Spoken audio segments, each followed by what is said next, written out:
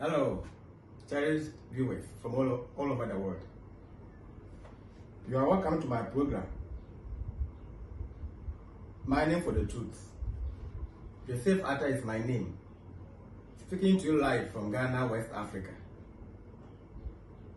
I'm in Takoradi. I welcome all my viewers from all over the world.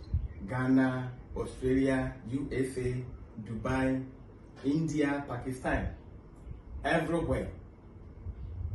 I welcome all members from UMAT Campus Church, Esikado, Takoradi. So don't go. This Atta, you are welcome. I love you so much, and I know you love me too. Your parents brought you up well, and you are the only mentee to understand me correctly. So I see you as my wife, my sister, my mother, everything in this life. Everything will be well for you through the grace of God. My name for the truth refers to the process of digging to discover the undiluted doctrines of Christ. I attend Church of Christ. The page has two purposes as follows. One, to share the word or to teach the word. John 1 verse 1. In the beginning was the word, and the word was with God, and the word was God. Genesis 1 verse 1. In the beginning, God created the heavens and the earth. And the plural Hebrew word there for God is Elohim. God the Father, God the Son Jesus Christ, the Word, God the Holy Spirit. 2, to teach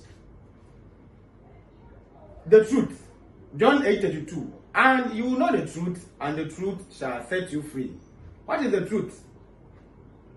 John 17:17. Sanctify them by your truth. Your word is truth. What is the truth manifestation? John 14 verse 6. And Jesus said to him, I am the way, the truth, and the life. No one comes to the Father except through me or except by me. Once again, you are welcome. And then we are going to continue, actually.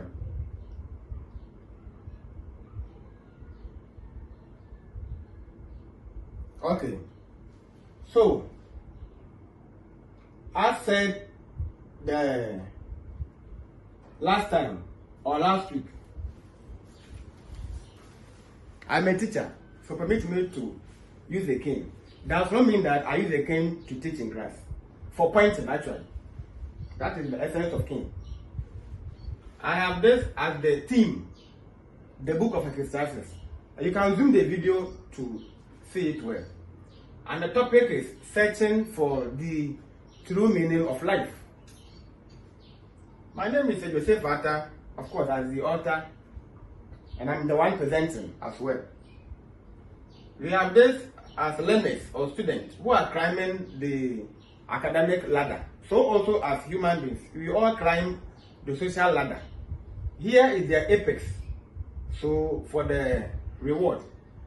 And Solomon is saying that upon all the struggles to reach the apex, life is meaningless, especially without regard for God. Alright, now when you come here, here is my biography, little biography about Joseph Atta. And the cover page was designed by my brother Henry Atta. So in case you are writing a book, you want to publish a book, and you want a qualified graphic designer, you can contact me. I'll give you his number, and then you do business. We are a family of professionals. He completed IPMC, Accra. So the certificate basically I think from India, international standard. All right.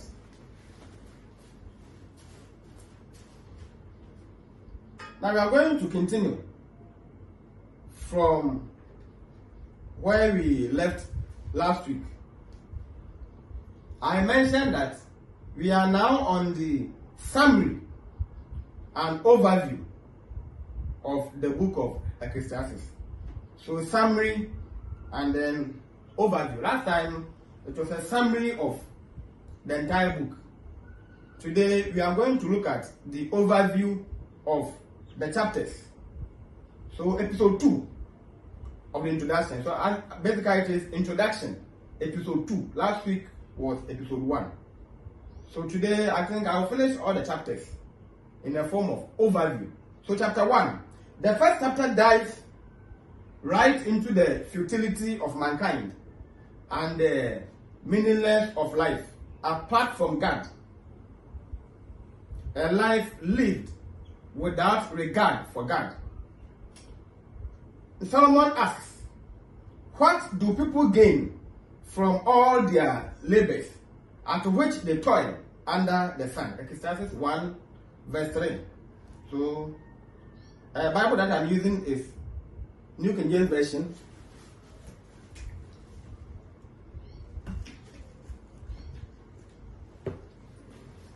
So Ecclesiastes 1 verse 3.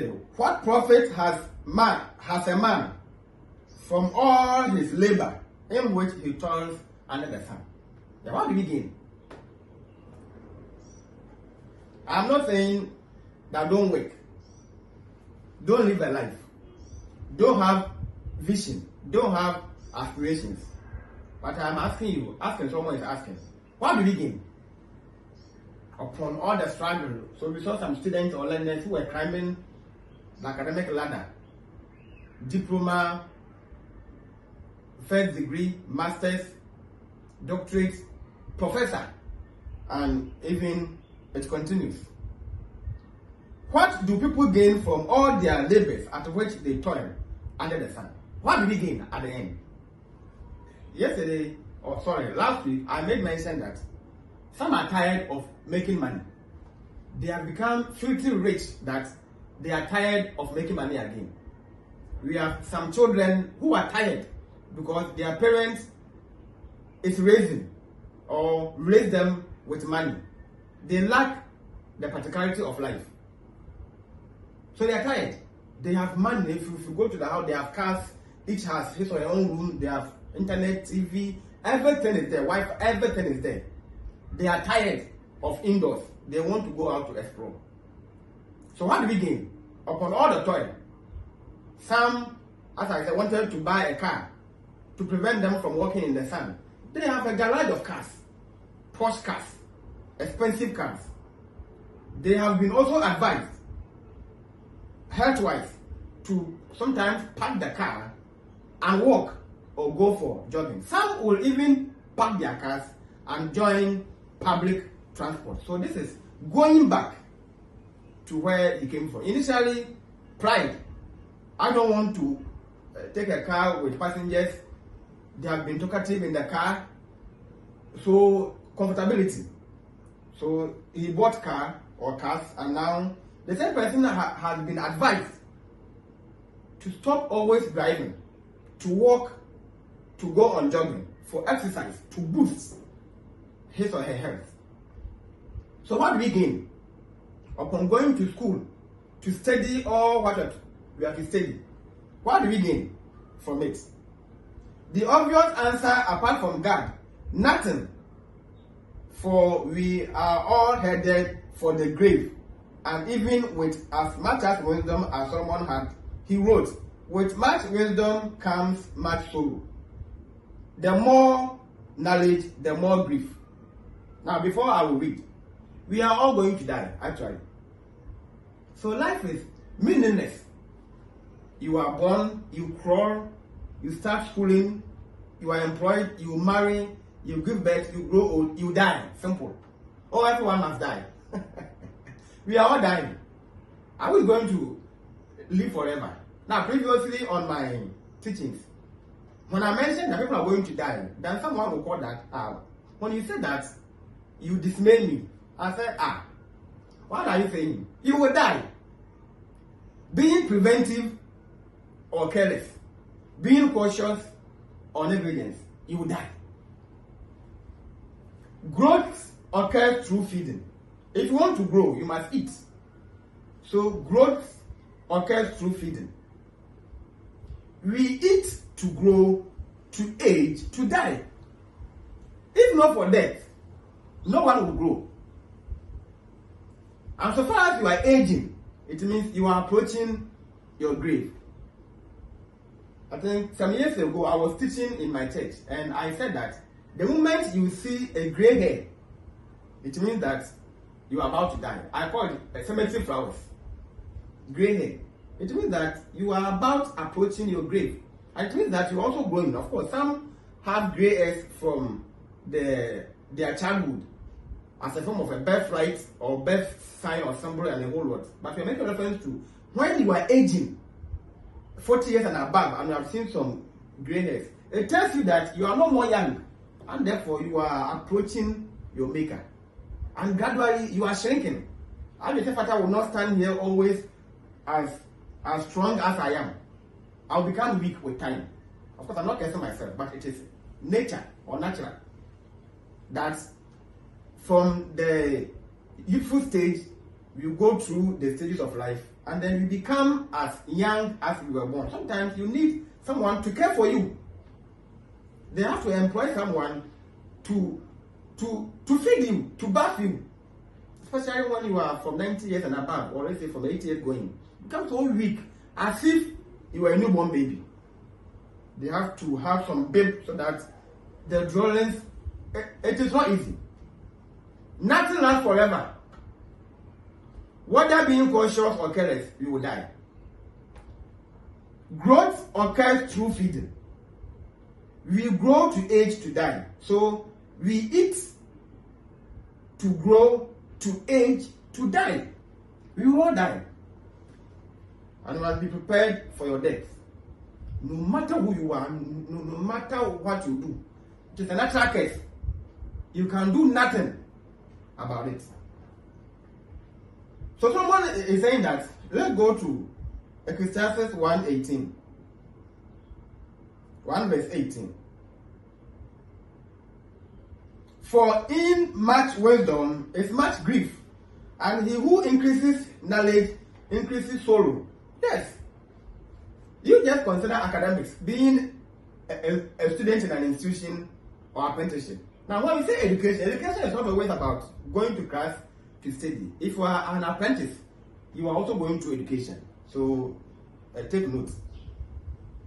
It is not easy to study, whether you are in a school or by a master craftsman. It is not easy. And the more you want to know more to become an expert, the more the sorrow. You can't sleep. Always learning to solve questions, having headache. Some even become abnormal. Most have become abnormal because of much study. They want to reach some certain level, and that got them this partial madness. Some have to take cocaine and other additives to stay active, to study. They stress the body. When the body is stressed or stretched beyond its limit or limitation, then consequences exist. So he also notes that there really is not anything new under the sun, because it is already been done before. The same Ecclesiastes 1 verse 9 and 10. In fact, for this quotation, I normally quote, especially when I hear people challenging about technology and the whole world. I say, my friend, nothing is new. So that which has been is what will be. That which has been is what will be. That which is done is what will be done. And there's nothing new under the sun. Verse 10. Is there anything of which it may be said, see, this is new? It has already been in ancient times before us. There is nothing new. No generation is new than before. In terms of engineering, God is an engineer. He designed the world. You may find all traits in the Bible, unless maybe you want to prove it to me that I am wrong. And even if it is not there, if it is a new branch of engineering, we are telling you that engineering already existed. People have researched and maybe has now surfaced to a new phase of engineering. That does not mean that it has never been there before. In terms of wealth, King Solomon happened to be the most wealthiest man on earth. He enjoyed women alcohol, wine, everything at his disposal. At the end, he said, vanity, all is vanity. So I'm asking you that. What at all are you pursuing that you think has never existed before? We are continuing the former. Initially, we have Sodom and Gomorrah to practice gayism, lesbianism, incest. Now we see this also as well. Now being legalized in some countries, especially the foreign countries. They were stealing, we are stealing. They were remarrying, we are remarrying. They were killing, we are killing. They suffered hardships, we are also in crisis. So what at all is happening that has not happened before? There is nothing new, absolutely new under the sun. Life occurs, or centuries occurs repeatedly. Continuously, we are repeating what the former failed to progress on. The second chapter of the book. It seems that Solomon is being very cynical in this book. Even writing, I will test you with pleasure to find out what is good. But that also proved to be meaningless. Ecclesiastes 1 verse 1. And even laughter, I said, is madness. It seems that Solomon is being cynical in this book. Even writing, I will test you with pleasure to find out what is good. From pleasure to see what is good. Okay, let's read the Ecclesiastes 1 verse 1 in case I have something new there. Please, I'm only using a King James version. I mean, New King James. The words of the preacher, the son of David in Jerusalem. He said, the vanity of life, actually. So, even in pleasure, it's vanity. At times people suppose that you need to go out to have fun. It increases the lifespan of a human being. Well, I don't know. I have not researched into it. People eat good food. They drink good wine. Some eat honey to open their mind. But not all those who are brilliant are those who have been eating honey. Not all those who have stayed or have lived longer were because they went out for fresh air and then for fresh breeze and then a whole lot. So we're asking you that. Do you think that good things can come out of pleasure? It could be yes, to some instances. That pleasure to find out what is good. But also, it is meaningless. If you die, you die. If you fall in, you fall in. People go to theater to watch movies, to attend laughter programs. They return home to meet the same troubles that they left, even multiplying. So Solomon is proving that it is still meaningless. No matter how you have fun, good will come out of it and bad too will come out of it. But at the end, the pleasure is still meaningless. And what does pleasure accomplish? 1 verse 2. Ecclesiastes 1 verse 2. Vanity of vanities. This one is very simple. So the accomplishment of pleasure, or the result of pleasure, is vanity or vanities. Says the preacher, vanity or vanities. All is vanity, vain. All the pleasure that we are striving to enjoy is vain.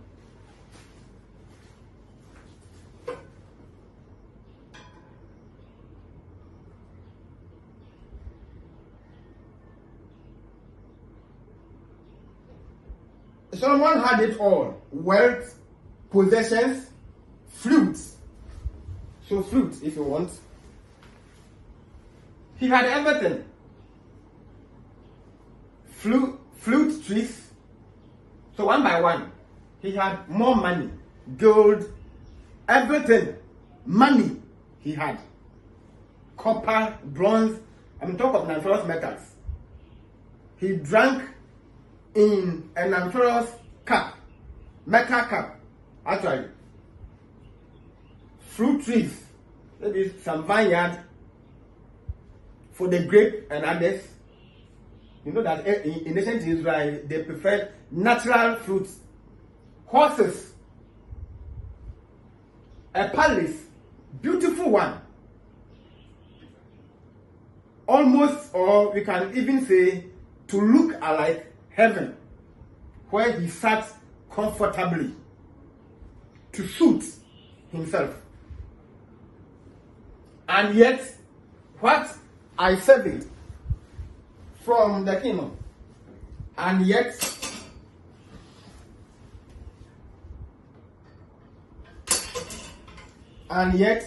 from what I surveyed,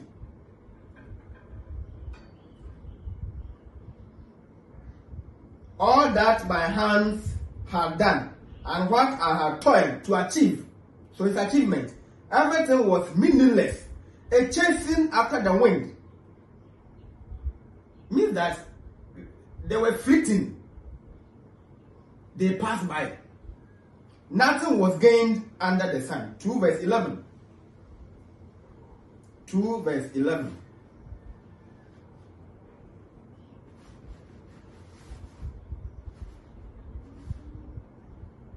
Then I looked on all the works that my hands have done, and on the labor in which I have toiled. And indeed, all was vanity and grasping for the wind. There was no profit under the sun.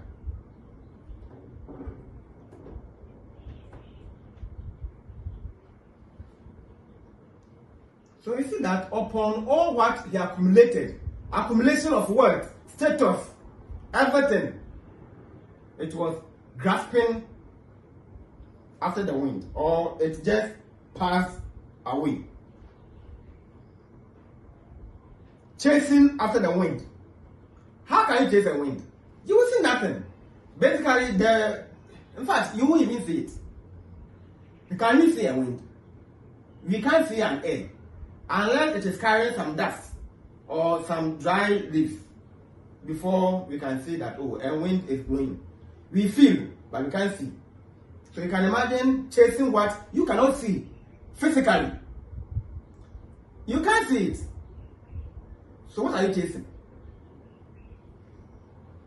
Chasing after the wind. Nothing was gained under the sun. To the person who pleases God, he gives wisdom, knowledge, and happiness. So if you please God, he gives you wisdom, knowledge, and happiness. So we can attribute this to James 1 verse 5. Let's read. I think I've been mentioning it a lot. James 1 verse 5.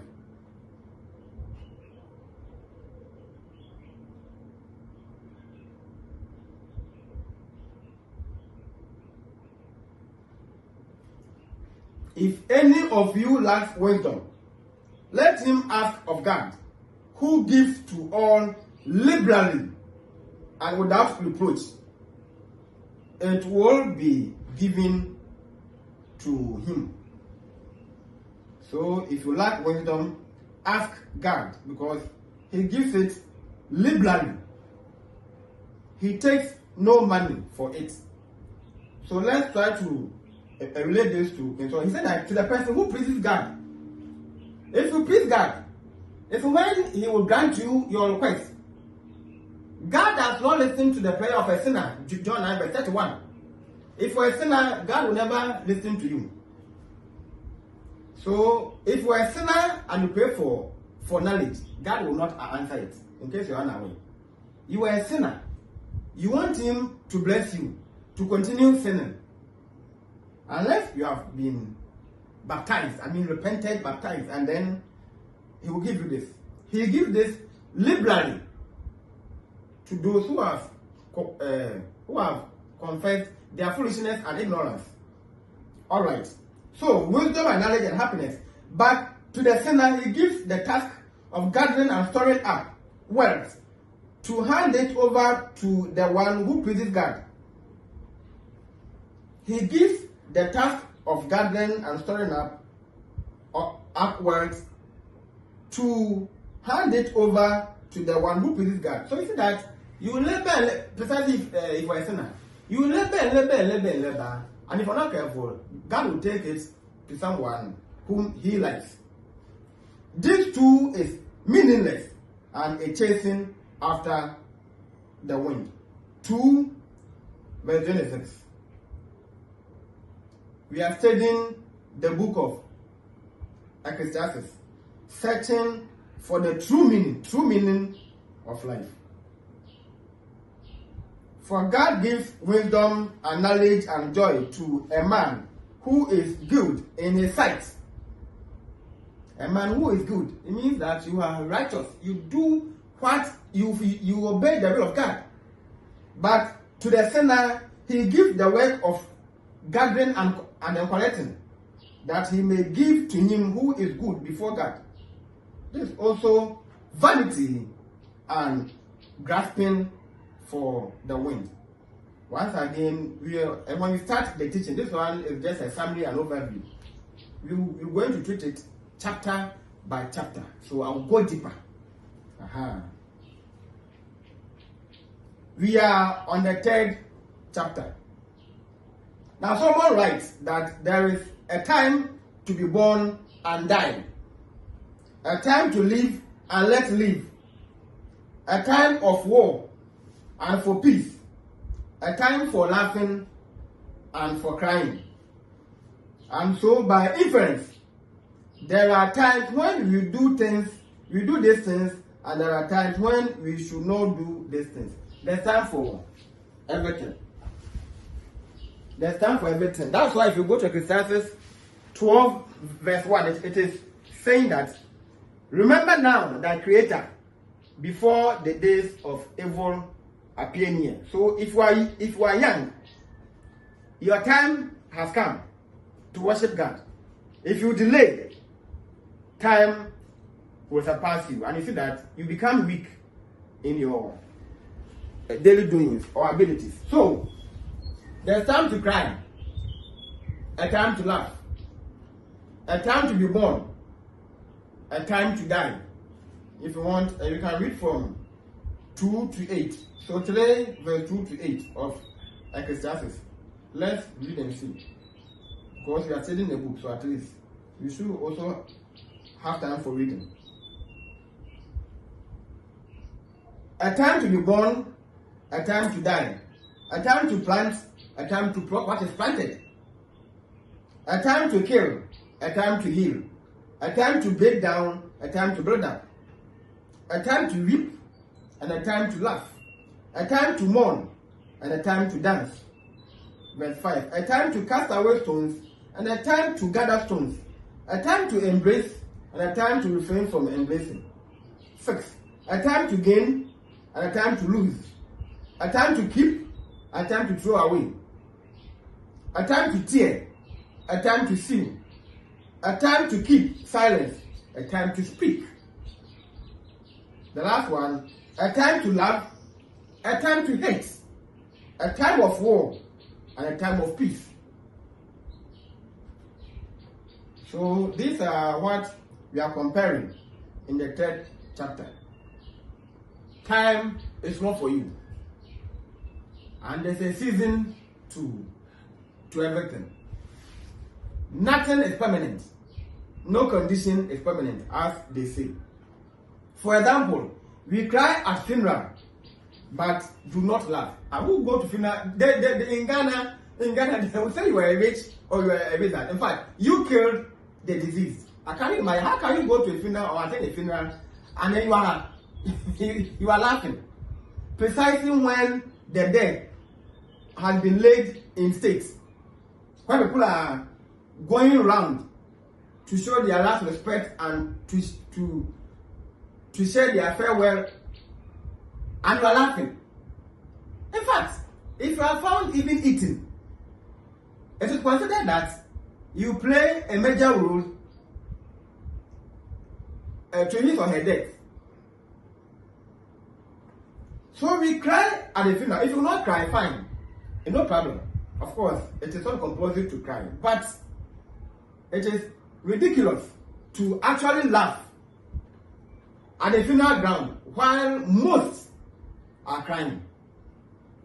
So for everything, there's a season and a time for every matter under heaven. So today verse 1, Ecclesiastes. And even though God has put eternity into man's heart, yet so that he cannot find out what God has done from the beginning to the end. So today verse 11. Hey, that you go to funeral in Africa and then you laugh. Now if you want to laugh, they have to laugh in some confined space. Maybe you hide somewhere and then you laugh. But to laugh publicly shows that you are making a mockery of the deceased, and you are there seen as a prime suspect. He has made everything beautiful in his time. Also, he has put eternity in their hearts, except that no one can find out the work that God does from beginning to end. There is time for everything, says Ecclesiastes 3. You are hereby informed that I don't use commentary to take the Bible. Now, commentary is not wrong. I don't condemn. I don't use it. I've never used any commentary to prepare any teaching or sermon. In fact, I don't know when AI came and other softwares, but I wrote this between 2020 and 2021. I have not even heard of any AI or to go to Google to copy information. Now, if you find my information online, who knows? Two authors can have the same mind, but officially, I didn't plagiarize from anyone. I use concordance, Strong's concordance. I read more literature. Grammatically, I'm not better. I am good. I don't lack vocabulary. So when I start to type, the interest is that I will find out contextual meaning. Maybe find some few Greek words or Hebrew words, get the deductions, or the rest is grammar. I will type and type and type and type. So that's how come I had the book. It took me 1 year to complete it. It was bit by bit, so it wasn't easy. And during the COVID-19, we were all free. In fact, Ghana, we were locked down for about 3 months. We were indoors. So something prompted me that should benefit from the break. So that's how come the book. If you want to use commentary, fine. I have no issue with it. But I think that you must also understand the commentary. Because the commentary is someone's mind. The person is a scholar, fine, I agree, but it is still someone's mind. It is more or less AI, artificial intelligence, not natural. We mean it is not from God. Direct, as came from Peter. So, by commentary, you don't become so rigid that it is concrete. No. A can have his or her own idea. B too can have his or her own idea. The interest is that they must all tally. That's one thing you must know about using commentary. Of course, we have good and better commentaries out there. But I have a library. Only that I have not positioned it. But I have a library. You will not find any commentary book in my library. Alright, we move on. If you give it to me, I will even reject it. I have my own way of learning the Bible by God's grace. Chapter 4. Solomon writes that we will all experience at one time or another, and he saw all the oppressions that are done under the sun. And behold, the tears of the oppressed, and they have no one to comfort them. On the other side of the oppressors, there was power, and there was no one to comfort them. So Ecclesiastes 4 verse 1. 4 verse 1.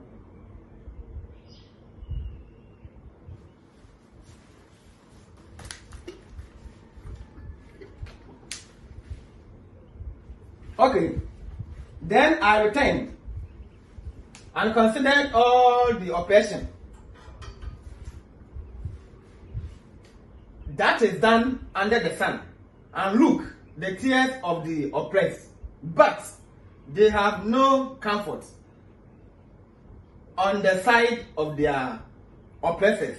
There is power, but they have no comforter. So you see, in fact, I thank God that He opened my eyes to study and write the book of Ecclesiastes. People are being oppressed and suppressed. For example, in slavery, in bondage. There is power, but the power cannot be used, or no one is ready to comfort them. So when you say people are suffering and they have no comforter, you don't bother yourself much, because it has been said already in the book of Ecclesiastes. On the other side of their oppressors, there is power, but they have no comforter. There's power to suppress them, but no one is going to speak on their behalf. You find this in churches, in countries, at workplaces, where the boss is cheating on the employees. You have no mouth to speak, or they will kill you. Especially those who travel abroad to work. I'm not saying that all the whites are wicked, so therefore when you go there, they're going to suppress you. But some, they do it. You go to some churches, the preachers, the pastors are suppressing the members. Who are you to talk? You have no right to utter a word.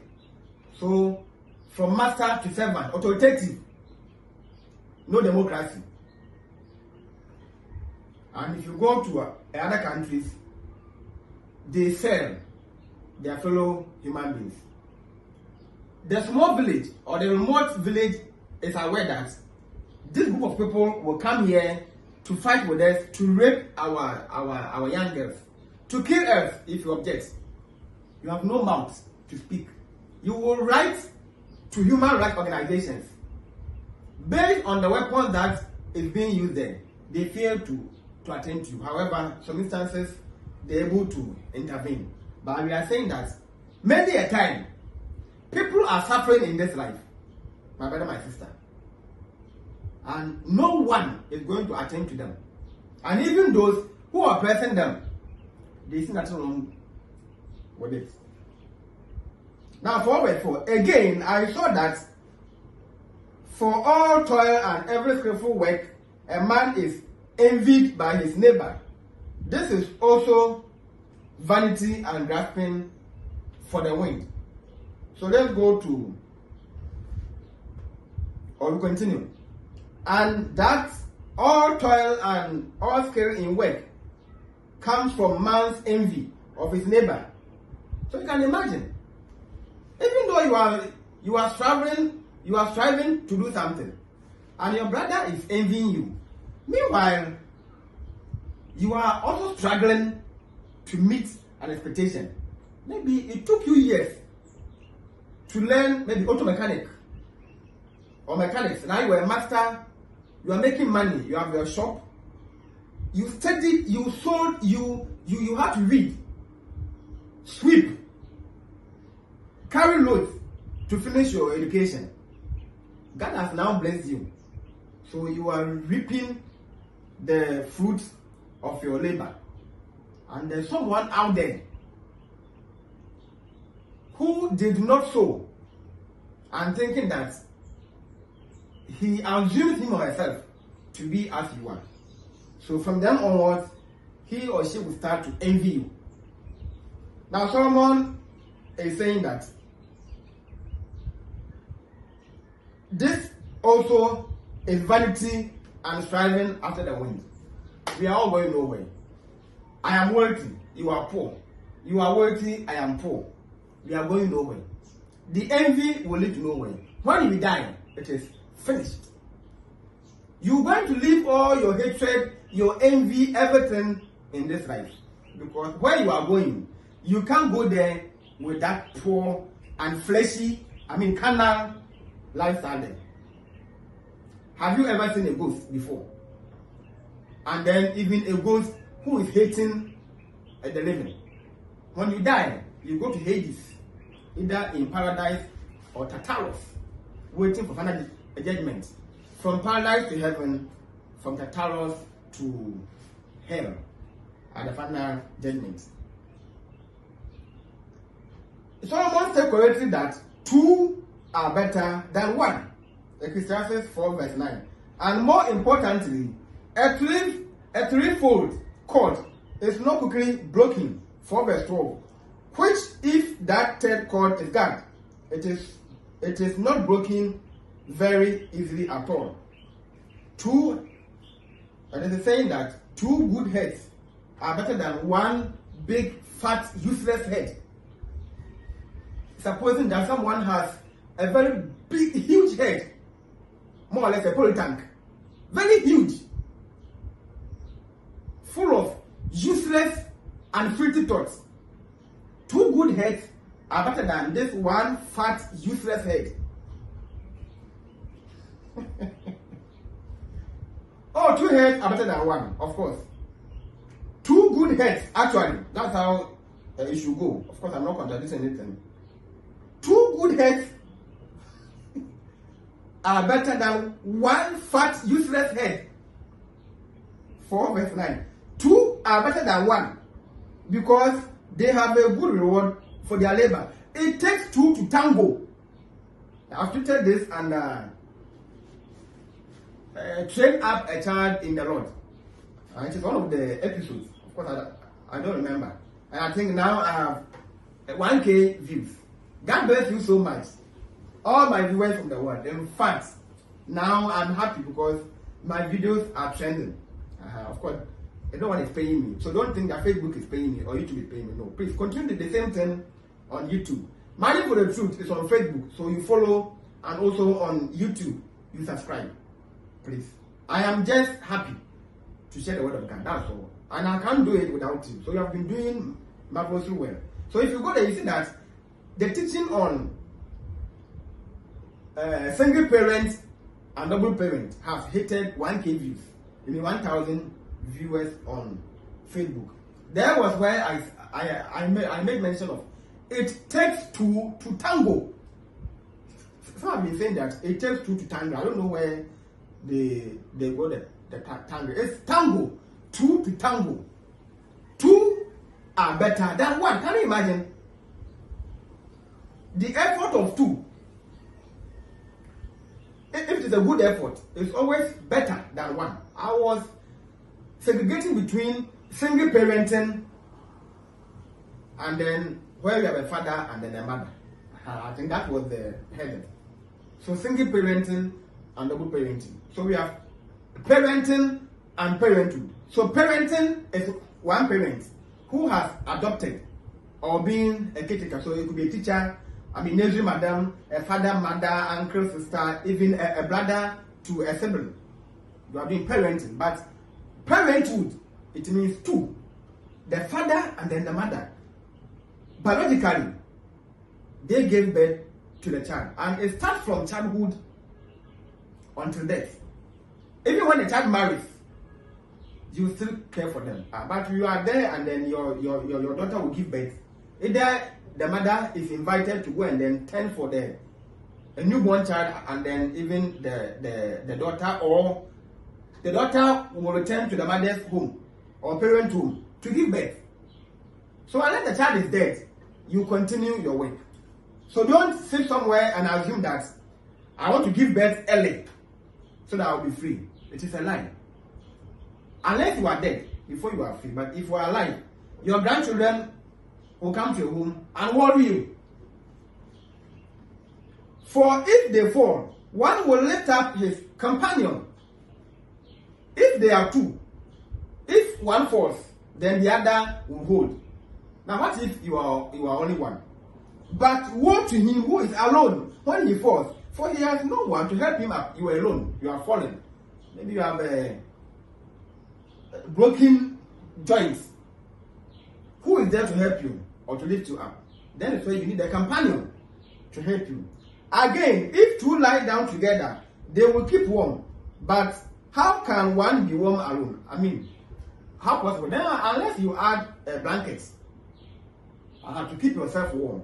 But where there are two, where there's a body contact, heat is produced. Even if you rub your hands, you see that heat is produced. In Ghana, they say shine. So you shine and you crack. It is being used in teaching where maybe the lesson is boring and then maybe the students are sleeping. So you shine and then you crack. I mean, in a form of exercise to wake them up. Though one may be overpowered by another, two can withstand him. And the threefold cord is not quickly broken. So if you can imagine two people with God being their central pivot, how can you penetrate? Even if you're able to beat the two, God is there, the Supremo is there, so already you'll be defeated. Two good heads are better than one fat, useless head. 5th chapter. Now the 5 mentions that it is better that you should not vow than that you should vow and not pay. This thing. So Ecclesiastes 5 verse 5, right? Better not to vow than to vow and not pay. There's a difference between vow and promise. During marriage or wedding, the couples exchange vows and not promise. A vow supersedes promise. So promise could be verbal, but for vow, you must fulfill it. So you should be careful when you pledge your allegiance to Christ. I will follow you forever. So to vow means to pledge your allegiance, somehow to swear. So on the wedding day, I will love you forever, raining or shining, bitter or sweet. But normally, it doesn't happen. They refuse to obey. It means that the person was just promising. I remember 2004 at my church. We were being taught by one man. He's now a preacher, being our married class teacher. He gave us assignment. Should the Christian marry from the faith? So speak for or against the motion. Of course, I spoke for the motion that yes, the Christian must marry a Christian in the church. And under my assignment, I wrote notes. I will marry from the church. So this was a vow than a promise. I don't know. Calculating my life from where I began my technical school and where God has led me into, something keeps on prompting me that it was because of that vow. That's why God has led me to this far, or has blessed me in some way. Now, when you vow to God, make sure you keep it, or you are in danger. People don't know. And even when God blesses you, He keeps an eye on you. Whether you become proud and arrogant or humble. And this has been happening in the Bible. For example, with King Solomon. When he became proud and arrogant, he fell. Samson, he fell. And it went on. And still, it goes on. So me, because I promised God that I'll marry for my church, compulsory, by force. So you see that all this while, I have a purpose in mind. Even if I married you from outside, I might send you to the church. This will not even happen. There are many beautiful ladies in my church. Why should I go outside? Or even different congregation? Different congregation is not where my membership is. We move on. So a vow is not a promise. I think I have explained enough. It is better that you should not vow than that you should vow and not pay. So you should be careful. When you vow, you must pay. Don't vow anyhow, precisely if this has to do with God. Or maybe in the Lord's church. Praise God, if you give me a son, I'll make sure he worships you. Then the child is now taking birth. When Hannah prayed to God for a son, he fulfilled her vow by dedicating Samuel to serve in the Lord's temple. So you should be careful. When you vow to God, please try to fulfill. Which squares with what Jesus said. Do not take an oath at all, either by heaven, for it is the throne of God, or by the earth, for it is his footstool, or by Jerusalem, for it is the city of the great king. Matthew 5, verse 34 and 35. They swear anyhow. I swear. How can you swear? How can you swear like that? Which is what Jesus' half-brother James wrote too. Let your yes be yes and your no be no, so that you may not fall under condemnation. I prefer to read James 5, verse 12. In fact, I love studying the Bible a lot. Once again, even if I die and I go to hell, I won't blame Jesus Christ. At least I lived a responsible life. I don't drink. I don't womanize. I don't go out. I don't take bets. No Freemason. I am free. Because the Bible is my constitution. So every move I make, I consult my oracle, the Bible. If it approves, I will go. If it disapproves, I will not. Always I am indoors. James 5, verse 12. But above all, my brethren, do not swear, either by heaven or by earth, or with any other oath, but let your yes be yes, and your no, no, lest you fall into judgment. I say, Father, I fear no one, as you see me. If it doesn't matter whether you're my brother, my sister, my teacher, my companion, if you don't do the right thing, I'll call you to order. If you don't understand, I don't care. You are not my God. You are not Jesus Christ.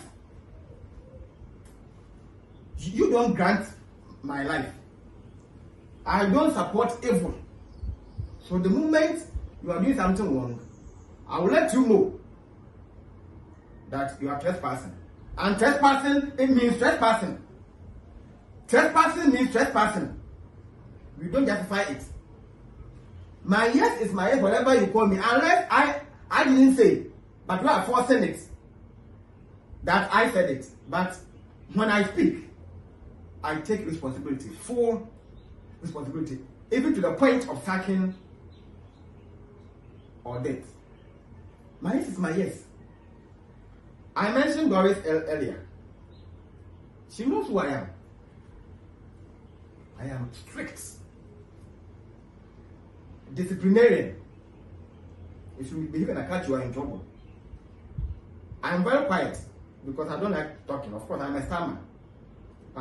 When you offend, or if you are committing a sin or a crime, and you're closer to me, there's no way I will allow. So people say, oh, then he disturbs a lot.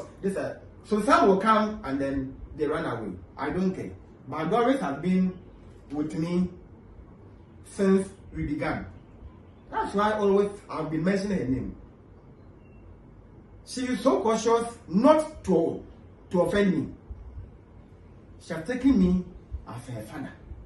I also see her as my daughter. In fact, in future, my children, I will tell them that Doris is your senior sister. And I'll be glad if they imitate her lifestyle. When I have grown older, becoming useless, where my children will see that my time has passed, I have Doris as their mentor.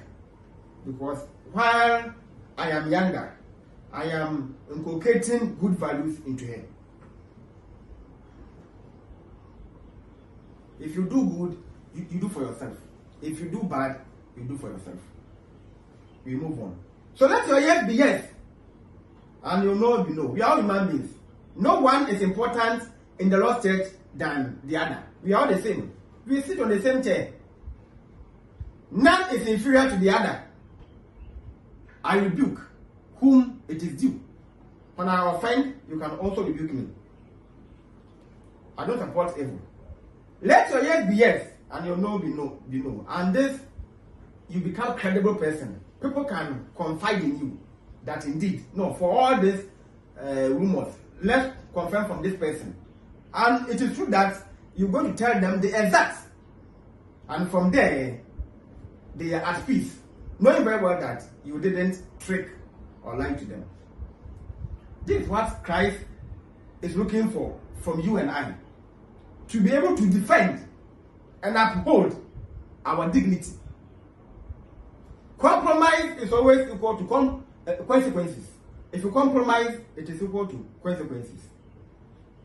When you become hypocrite or pretender, you become dishonest. And from then onwards, no one will trust in you again. So, 6th chapter. Solomon writes about the fleeting legacy or nature of life, as he wrote, if a man fathers 100 children and lives many years, so that the days of his years are many, but his soul is not satisfied with life's good things, how he also has no barrier, and he also has no barrier. I say that a stillborn child is better off than he. Ecclesiastes 6, verse 3. Let's read and see. Ecclesiastes 6, verse 3.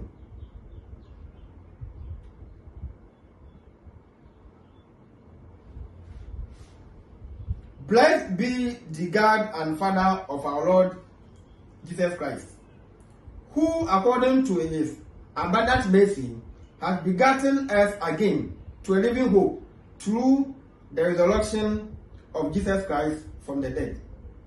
Sorry. I was reading Peter. I'm sorry. Sorry. I opened to New Testament. I'm sorry. I didn't look at it well. So this verse 3 of Ecclesiastes, I'm sorry. If a man begat 100 children and lives many years, so that the days of his years are many, but his soul is not satisfied with goodness, or indeed he has no barrier, I say that a stillborn child is better than he. Fleeting legacy. People who are dying for fame, earthly fame, to win awards. When they die and gone, people are not able to continue to protect or to preserve their legacy. So it becomes fleeting legacy or nature. So also to human beings, that if a man fathers 100 children and lives many years, so that the days of his years are many, but his soul is not satisfied with life's good things, and he also has no barrier, I say that a stillborn child is better off than he.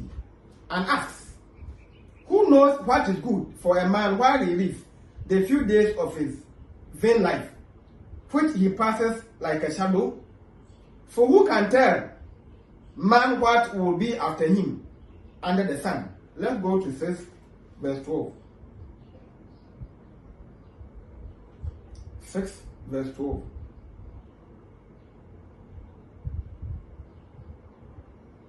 For who knows what is good for man in life, all the days of his vain life, which he passes like a shadow? Who can tell a man what will happen after him under the sun? Now, you don't know what will happen after you are dead or after you die.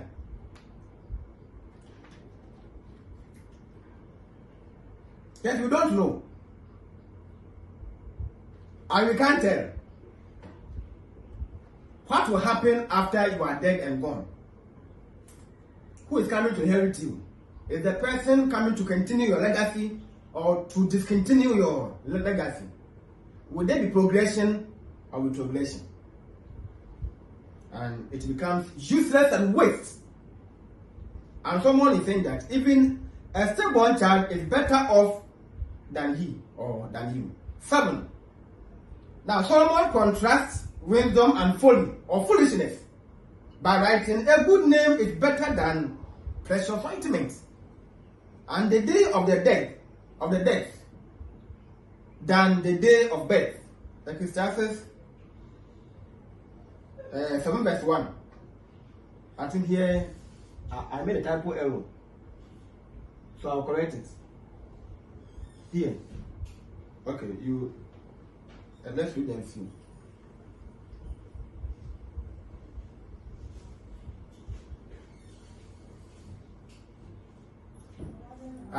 So 7 verse 1, actually, and not 6 verse 1. So later, I'll correct it. A good name is better than precious ointment, and the day of death than the day of one's birth. We are mostly advised to attend funeral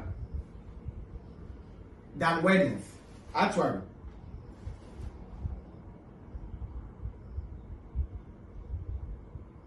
And for those who yearn for the good old days, he says, do not ask, why were the former days better than these? For it is not from wisdom that you ask this. So 7 verse 10. Concerning wisdom, he writes, wisdom gives strength to the wise man more than 10 rulers who are in a city. So let's read the 7 and 10 and then 19. Maybe when I'm done, I'll paraphrase and then we move on. So 7 and 10. Do not say, why were the former days better than these? For you do not inquire wisely concerning this.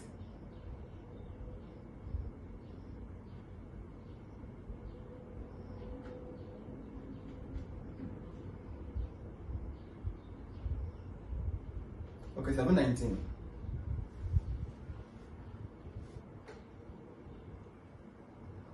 Wisdom strengthens the wise more than 10 rulers of the city. A good name is better than precious ointment, and the day of the death than the day of birth.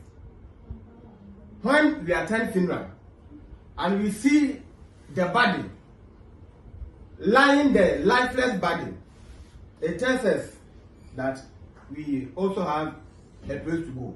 I remember last year I attended my grandmother's funeral. And for the second time, I went to the cemetery of my own relative. In fact, I was there where we were to lift the coffin into the pit, the grave actually. So they told me to stand aside because there were other younger siblings, relatives to support. So they gave me the respect to stand aside. And there's a way of positioning the coffin, not knowing that the head should be there and then the legs might be here. And when she was placed, they poured some libation and then they started to cover her. In my mind, I said that indeed, one day, I will also be in there and someone will cover me. I was just sad. The end of human being. I was sad. It reminded me that I will die one day and someone will bury me. There are more merrymaking when you go for naming ceremony or birthday, precisely. Merrymaking, dancing, drinking, flirting. So for them, you think that life will not come to an end, or life has no end. So therefore, we are advised that many a time we must attend funeral than birthday. So death day is better than birthday.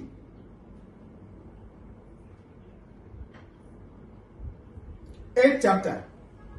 As we near the end of the book of Ecclesiastes, we see a slight shift in Solomon's writing about how when the sentence against an evil deed is not executed speedily, the heart of the children of man is fully set to do evil. Though a sinner does evil 100 times and prolongs his life, yet I know that it will be well with those who fear God, because they fear before him. Ecclesiastes 8 verse 11 and 12. Let's read, and then, of course, I'm going to explain later. Ecclesiastes 8 verse 11 and 12. Because the sentence against an evil work is not executed speedily, therefore the heart of the sons of men is fully set in them to do evil. Though a sinner does evil 100 times and his days are prolonged, yet I surely know that it will be well with those who fear God, who fear before him. Now back to our notes.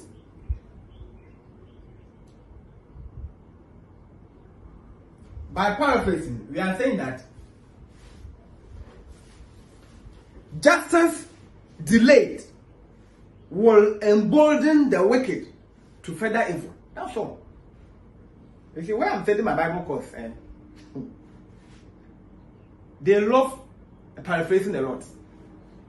And before you write up any assignment, for example, John 3:16, the first is to paraphrase the whole thing.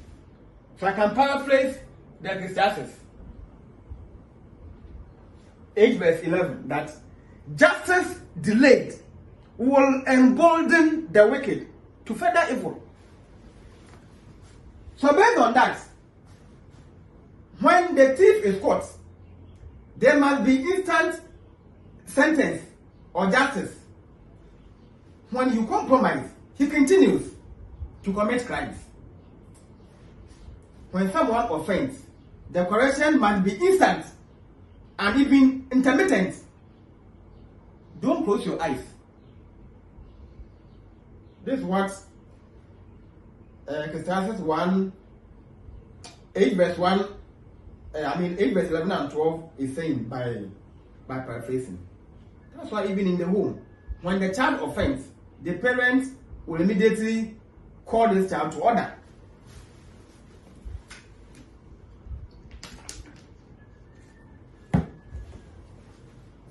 So there's a prompt response. Than to allow the issue to pile up, and then it becomes unbearable. Justice delayed will embolden the wicked to further evil. We continue by saying that there is a vanity that takes place on earth, that there are righteous people to whom it happens according to the deeds of the wicked. At times you are righteous, and someone can even shoot you. People who die out of gun, bomb blasts, are not sinners. Because of someone's unrighteousness, the righteous will suffer the consequence. And there are wicked people to whom it happens according to the deeds of the righteous. Yes, so sometimes too. And there are wicked people to whom it happens according to the deeds of the righteous. I said that this is also vanity. So we are doing ourselves, whether being righteous or not righteous. Whoever offends must be corrected. Now, if you are righteous, does not mean that you are an angel. We are all sinners. None is perfect. Let's see something in Ecclesiastes 8 verse 14. There is a vanity which occurs on earth, that there are just men to whom it happens according to the work of the wicked. Again, there are wicked men to whom it happens according to the work of righteous. So this one is doing this. You see, the righteous can cause inflictions on the unrighteous. Likewise, the opposite. And they are all vanity. They go nowhere. Motion without direction. 9th chapter. This chapter seems to emphasize that life is short. Death is certain. So enjoy what God has provided for you under the sun with thankfulness. So enjoy life with the wife whom you love all the days of your life, all the days of your vain life that He has given you under the sun, because that is your portion in life and in your toil, at which you toil under the sun. Ecclesiastes 9 verse 9.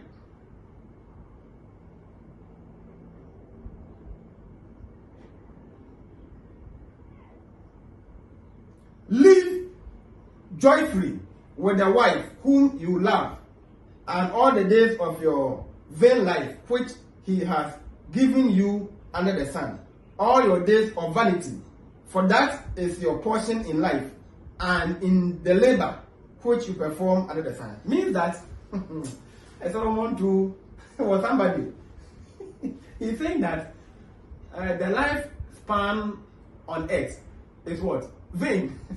Of course, and then you die. So what's your issue here? So therefore, when you find love, enjoy it. You have to enjoy it to the fullest. Enjoy life with the love of your life. So by all means necessary, whatever your hands find to do, do it with your might. For there is no work or thought or knowledge or wisdom in shore to which you are going. Ecclesiastes 9 verse 10. Which is much the same that Apostle Paul wrote. Whatever you do, work heartily as for the Lord and not for men. Ecclesiastes 3 verse 23. You cannot bring it with you. You can enjoy it today and give it all you have got, for it is not for an employer, but for God that you do it. There's time for everything. Ecclesiastes 12, 3 verse 1. Remember now your God in thy youth. And here, Ecclesiastes 9 verse 10 is saying what? Ecclesiastes 9 verse 10 is saying what? Whatever your hand finds to do, do it with your might, for there is no work or device or knowledge or wisdom in the grave where you are going. You see? So if you are preserving your body, thinking that there's life after death, I don't know your faith or your belief. This is ignorance, actually. When you die, period. The soul does not work. The soul is entrapped in Hades. When the soul goes to Tartarus, torment will start. Temple torment will start. And in paradise, we're enjoying. Now, this earth is even what? Now, supposing that you are in paradise, do you think that someone there is going to assign you different profession to do? For example, you are a teacher, so you are going to continue to teach there. You are there to enjoy. The one who is in paradise, at Tartarus, has been entrapped to suffer continuously. No one dies to travel to work anyway. When you die, you are dead, period. So therefore, while we are alive, we are supposed to work for God. If you go to Psalm 89 verse 48 and then Psalm 90 verse 10, the lifespan of every human being is either 70 years or above. That is Psalm 89 verse 48. Then 90 verse 10. And if by reason you are lucky to surpass it, it is full of sorrow. You see? So therefore, while we are alive, we are to use our strength to work for God. 10. There is so much wisdom packed into this chapter that it is very similar to the Proverbs Solomon wrote. The many sage sayings include, dead flies make the perfumer's ointment give off a stench, bad odor actually. So a little folly outweighs wisdom and honor. That is Ecclesiastes 10 verse 1. Now, calmness will lay great offenses to rest. 10 verse 4. He who digs a pit will fall into it. He who digs a pit will fall into it. And why it is best to listen twice as often as you speak. A fool multiplies words. Now, let's look at 10 verse 1.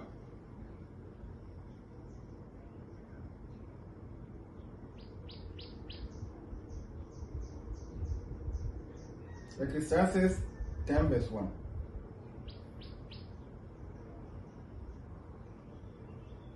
Dead flies petrify the perfumer's ointment and cause it to give off a foul odor. So does a little folly to one respected for wisdom and honor. Now, when we come here, we are saying that little folly outweighs wisdom and honor. Of course, I'm not surprised. Now, King Solomon. Now, people have been debating that even King Solomon married 1,000, so 300 wives and 700 concubines. Under which dispensation did King Solomon lived or live? Was it patriarchal, Mosaic, or Christian? King Solomon did not live under the Christian age.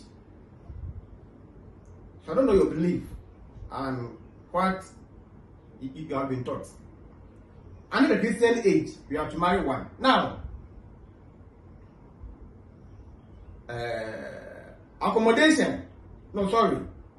toleration is not acceptance. So if God tolerated King Solomon to marry more than 2 wives, that does not mean that he accepted it. If God accepted it, why did King Solomon fall into apostasy? When he was old, his wife, foreign wife, turned away his heart from God to worship idols. So at the end, he died in an idol temple. Bible is saying that God was angry with King Solomon when he took a second wife. These are things that you must know. The Bible should not be read as a graphic or newspaper. If you don't understand it, don't base your arguments on the way you understand. You try to understand the context. Discern to decipher. Diagnose the information. Do exegesis. Have a concordance to trace the origin. Some may even want to add a commentary. Of course, I don't add any commentary to it. I use common sense. And this is not an artificial common sense anyway. Because of one foolish mistake, that's why King Solomon fell, becoming the wisest fool on earth. One foolish mistake. So, little folly outweighs wisdom and honor. How many will honor King Solomon in these days? See how he's even being seen or known or remembered. That when someone wants to marry 2 or more, then the person is quickly to quote King Solomon. If he had done something better, do you think that this polygamy person will officially mention his name?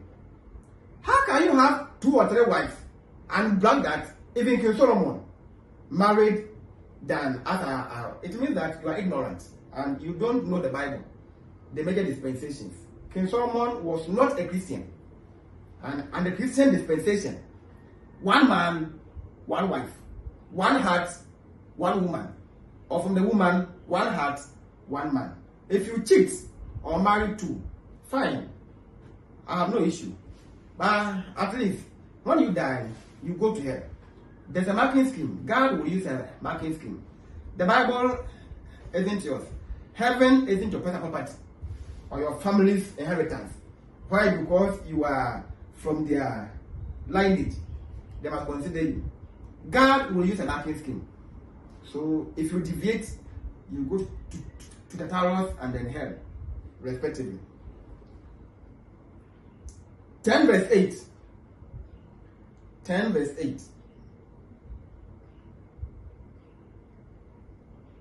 If the axe is dull and one does not sharpen edge, then he must use more strength, but wisdom brings success.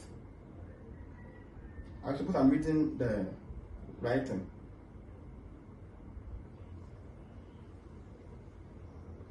He who digs a pit will fall into it. You must have a good conscience for your brother. And just as we are continuing 10 verse 14.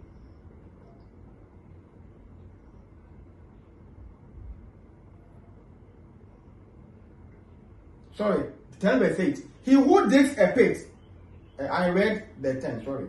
10 verse 8. He who digs a pit will fall into it, and whoever breaks through a wall will be bitten by a serpent. When you plant evil, it will devour you yourself. You must always have a clear thought concerning your daily activities, you see, than to sabotage. When you plot evil, they are saying that when you draw the sword to kill, the same sword is also used to kill you. We reap what we sow in this life. These are things that you must know, that we are going to reap what we sow. A fool also multiplies words. No man knows what is to be. Who can tell him what will be after him? So you see that when a wise man does not know everything. A wise man does not know everything. A fool does. It is not compulsory that you always have an answer to a question. Sometimes you can say, I have no answer. I'm going to prepare to come back. Okay? But because of the person who wants to show off, he tries to impress the audience. Maybe you are debating and someone has googled the right answer, and you know that nowadays we have more software to fetch answers. Some can even prepare teachings or topics for you and a whole lot. You deviate to expose your ignorance. And you see that by then you have taught plenty. They are all chaff, making no sense out of it. So they are saying that a fool multiplies words. When you don't know, please, you don't know. Let's wait and continue next time, ideally. A wise man does not know everything. A fool does. 11. This short chapter seems to focus on generosity. As he writes, cast your bread upon the waters, for you will find it after many days. We give to get. However, the intention of giving isn't that we are to receive. By then, once we have done something good to someone, naturally, the person may want to reciprocate. That's the Ecclesiastes 11 verse 2. There's a typo error, so I'll correct it. And then, so here should be 11 and not 10. So I'll do the correction. And then, if you want to do this good, I think it should be when you have the strength. So the Bible is saying morning. Do it when you have the strength. Of course, even the farmer prefers to go and then sow a seed early in the morning than to wait in the afternoon while the sun is so scorching and then a whole lot. From these two verses, so Solomon is saying that, for you do not know which will prosper, this or that, or whether both alike will be good. From these two short verses, we can glean that Solomon thinks there is wisdom in giving and perhaps more than just one place. So try to give. Try to give. Try to give. Don't reserve a day for disaster to come or depression. Don't wait for the person to be in need before you give, or you yourself. Don't wait until you don't have before you try to show off. Try to give when you have. So he's saying that cast your bread upon the waters, for you find it after many days. Yes. At times people use this to even when they want to donate, maybe for the needy programs and a whole lot. Cast your bread on the waters, and many days you will find. Be generous. Be generous. And don't be stingy. The summary of this book comes in the very last chapter. Remember God while you are young, Ecclesiastes 12:1, which I've repeatedly explained. Before old age set in and the teeth give away and the eyes begin to dim. So the teeth start to uproot when you can't even chew meat or fish. And then when there is a bit visual impairment. So 12 verse 3. Let's read and then we move on. Of course, the verse 1 we have read and read and read, so we will not go there. In the day when the keepers of the house tremble, and the strong men bow down, when the grinders cease because they are few, and those that look through the windows grow dim. In fact, I did get a summary, so we will do the justice to it. And the hearing goes back, 12 verse 4. So there's a hearing impairment, visual impairment, so partial blindness, and then partial deafness. Fear God and keep His commandments. That's all. This is the end of the whole thing. And to fear God, once again, it's not about to tremble, okay, or to be terrified. Obey His commandments. This is the whole duty of man. So what we are doing, being good or bad, God is going to reveal to the open. I can sin secretly, but God knows it, and is going to uncover it. Fearing God does not mean we are terrified of being struck dead at any point. Although God is the giver of life and He can take it away as He pleases, of course. Hebrews 9:27 is saying that as it is appointed for man to die once, and after death, judgment. You are judged into either paradise or Tartarus. Luke 16, verse 23 downwards, where the rich man and then Lazarus died. At the end, from paradise to heaven, from the Tartarus being the temple torment to hell. But God desires that we will be saved, and He is pleased. He's well pleased when we put our trust in His Son Jesus Christ. John 14 verse 6. John 14 verse 6 is saying that, and Jesus said to him, I am the way, the truth, and the life. No one comes to the Father except through me. Now the parallel verse is Acts 4 verse 12. Nor is there salvation in any other, for there is no other name under the heaven given among men by which we might be saved. The name of Jesus Christ is where we are all going to be saved. So no matter whom you are following, you see that it is clearly here indicated. So transparent. Salvation is not in any other, for there is no other name under heaven given among men. So, whom you are following becomes an antichrist. You are a blind follower. The Bible here is clear that we are following Christ. When there is no Christ, no one will go to the Father. We are not going to heaven even through God the Holy Spirit or God the Father. God the Son. The Son has authority. So the Father has given Him the authority to lead us into heaven. On this note, we will end here and then continue next time. My name is Joseph Ata. I'll see you next time, and then we will look at the biography or who was King Solomon. We are still preparing ourselves towards the main book. Until then, see you next time. My number is 0248 026557. Bye bye.